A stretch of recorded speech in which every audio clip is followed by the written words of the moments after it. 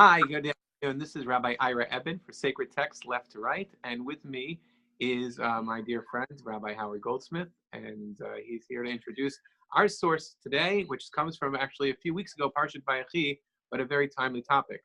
Howie, why don't you take Absolutely. So from Genesis chapter 47, verse 29, we read, "And when the time approached for Israel, as in Jacob, to die, he summoned his son Joseph and said to him, 'Do me this favor.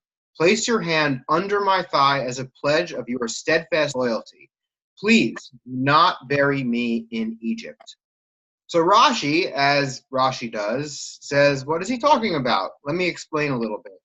And in interpreting the phrase, "bury me not, I pray thee, in Egypt," Rashi explains, because its soil will ultimately become lice, which would swarm beneath my body.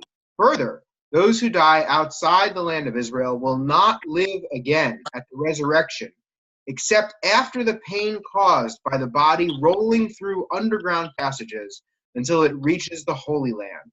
And another reason is that the Egyptians should not make me, my corpse or my tomb, the object of idolatrous worship.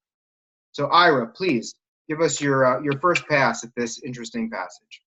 Right, so I chose this passage because I thought talking about death is always fun, and it would be a great opportunity for us to discuss the different points of view from a Jewish perspective of life after death.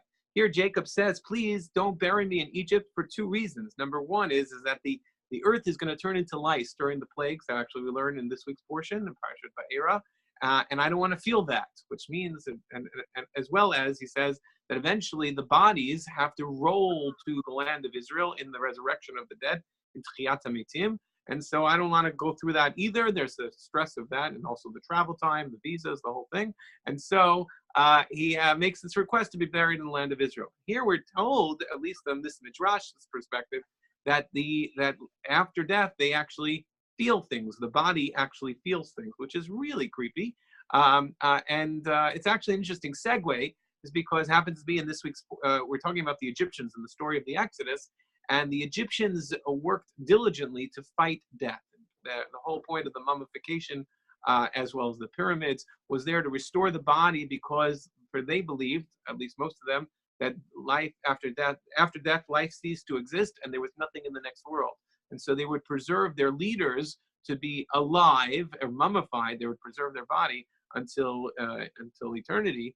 And so it's an interesting contrast to the way the Jewish perspective, who believes that something does take place after this world. And so this is what I want to tackle and talk about, Howie, and maybe tell me your thoughts about how you see life after death. But keep in mind that actually we never interviewed anybody to find out what it was like back there, right? And they've never come back to tell us. So all this is based a lot on Jewish traditions and sources and some speculation. Go ahead, Howie. Great. Thank you for that introduction, Ira.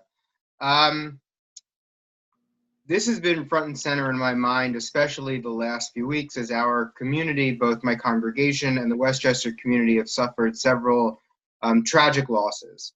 And any loss brings this to mind, but especially in this past week. It's also, I would add, one of the questions that I get most frequently.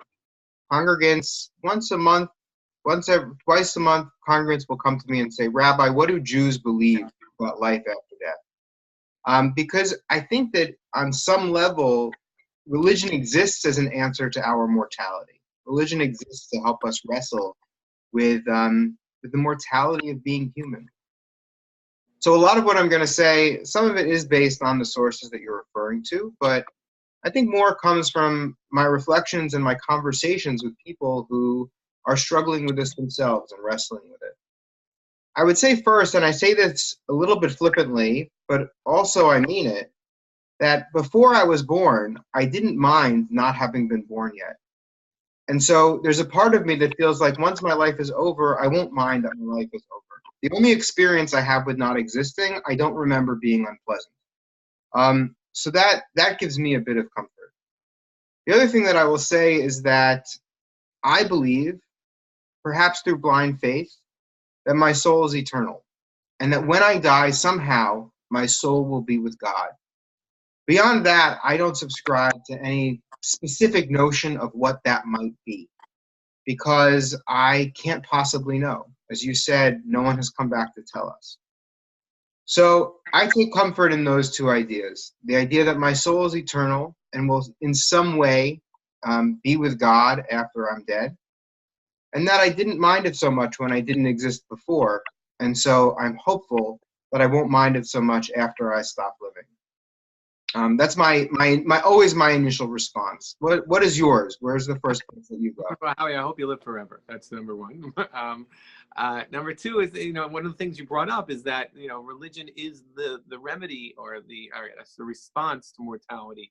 And some historians speculate that religion was actually created, at least this is what the historians will say, the secular historians, that religion was created as what Marx called the opiate for the masses, to be able to believe that there's something in the next world after our loved ones pass away, after we live in this world.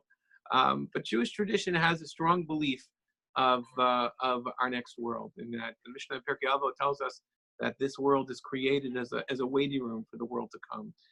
Even one of the 13 principles of faith by Maimonides is that there's a concept of reward and punishment. And so when we answer the question that we've addressed and everybody asks of theodicy, of why bad things happen to good people, we have to believe that there's another world where ultimate justice and reward and punishment will come as a principle, and that's a basic principle of faith. So I do believe after, I would have trouble living in this world and seeing all the injustice that takes place without believing that there's something that comes afterwards. That is the Olam HaEmet, as it's referred to, the true world, where justice prevails and everybody gets what they deserve, the righteous and the wicked. Part of that also is the idea, the belief that we want to, belief of immortality, that the godliness in us is that we want to be immortal, and Kabbalistic teachings tells us that the ultimate punishment of hell is not really hell, but the ultimate punishment is that your soul ceases to exist and that you don't live on, and that the ultimate reward is that your soul continues to live on. There are more sources in this, and I think it's there are discussions of what the next world looks like and how we can picture it. I could share more unless you want to jump in, Howard. Yeah, let me jump in for a moment. I struggle with the idea of basing what might happen after we die on the human need to understand divine justice and the desire for us to seek reward and punishment as a basis for an after death theology.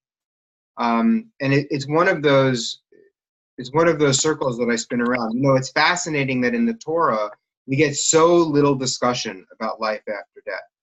And you would think that if this were so important, if this were a central tenet of Judaism, that it would feature more prominently than the passage that we look at today and a few oblique references to Sheol, whatever that might be. So I always look at this, and the way that I often redirect these conversations, and frankly redirect it for myself when I start wandering down this path, is to say that Judaism is first and foremost a religion of life, and that any theology that anybody might develop around life after death must serve life itself. That theology ought to reinforce a way of living that allows us to affirm life and seek the blessings here. For while we cannot know what happens after we die, we can speculate. While we cannot know what happens after we die to our own souls, we do know of the many ways that our actions on earth resonate for the communities around us and for the generations that come after us.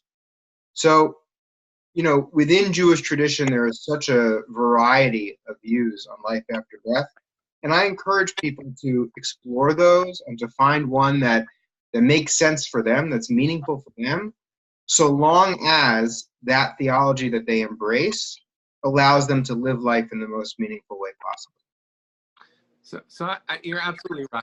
I don't disagree with you. The line is that everybody wants to get into heaven, but no one's in a rush to get there, right?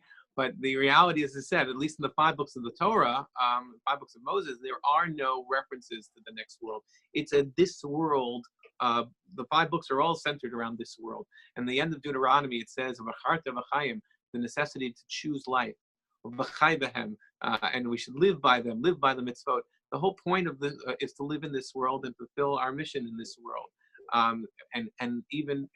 Except for the 3 cardinal sins, which is idolatry, adultery, and murder, we're supposed to violate any Jewish law on Yom Kippur and etc. and on the holiest day of the year in order to save a life. And that is because life takes precedent.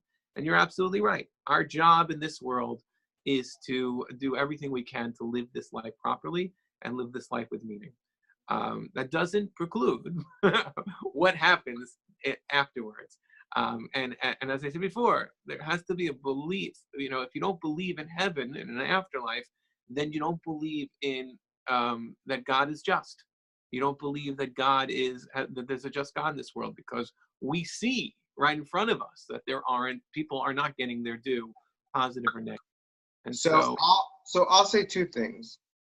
One, our time is up. And time's up. Wait. And 2, not up. Howie should live 120 years. Be careful when time's up in a session like this. So our time is up, and I disagree with a lot of what you just said. And so I propose that next week we continue this conversation and talk a little bit more about divine justice and how that may or may not play into theologies of life after death. Okay, great. And we'll also discuss some of the sources of what the Talmud proposes of the vision and the image of the next world. Sounds perfect. Okay, Ira, great to be with you, and I'm looking forward to next week. Likewise. Thanks, Howie.